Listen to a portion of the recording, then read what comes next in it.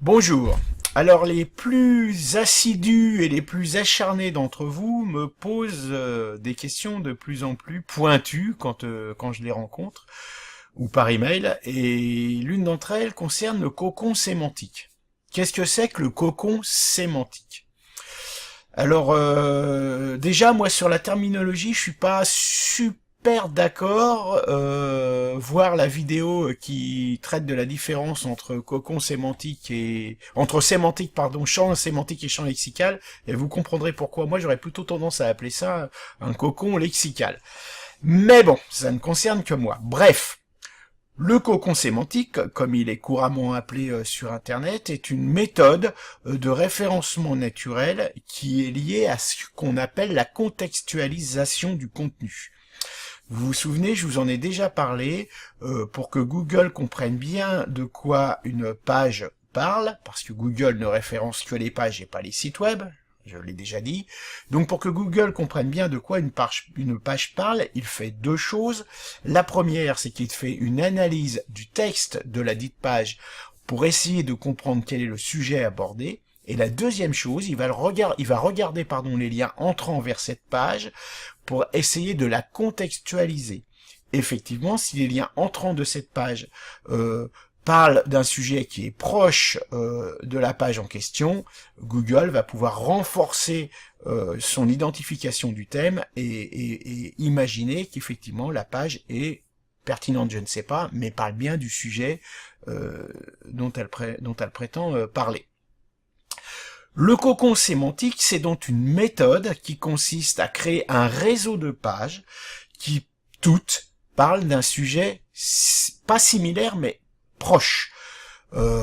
Et ce réseau, on parle de cocon parce qu'en fait, il est étanche.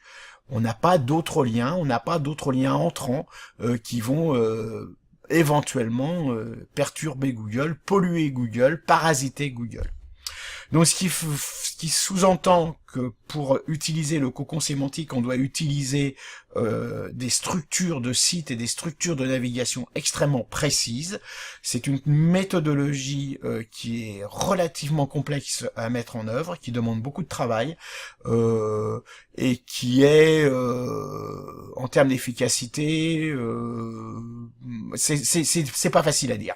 En fait, vous avez deux écoles. Vous avez une école de webmaster qui ne jure que par le cocon sémantique et qui dit c'est génial, c'est formidable, grâce à ça on monte dans les SERP avec une vitesse incroyable. Et puis vous avez une autre école qui dit non ça sert à rien, c'est pas du tout comme ça qu'il faut faire, ça ne peut pas nuire mais de toute façon ça n'apporte rien de plus, etc. etc. Moi, pour l'instant, je suis assez mitigé. J'ai des sites qui tournent en cocon sémantique, j'ai des sites qui tournent sans cocon sémantique, et pour l'instant, j'ai pas vu de réelle différence. Donc voilà. Donc c'est ça, le cocon sémantique. Vous imaginez un cocon de pages liées entre elles qui ne parlent que d'un sujet unique.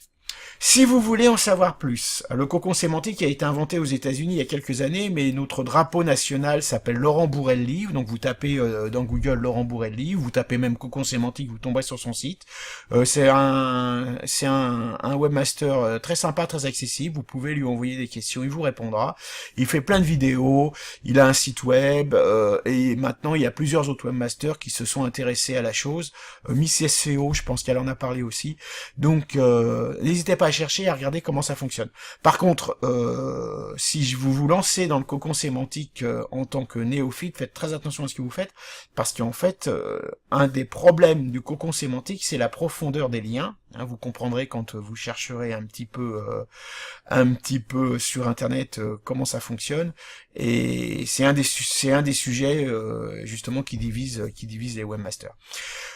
Donc voilà sur cette explication très technique, mais malgré tout assez light, parce que je vous ai pas tout raconté sur la chose, faites des recherches par vous-même, googlisez le terme, mais voilà, c'est ça le cocon sémantique, hein. C'est une méthode de publication de contenu destinée à favoriser la contextualisation pour aider Google à faire son travail, et ça on sait que Google adore.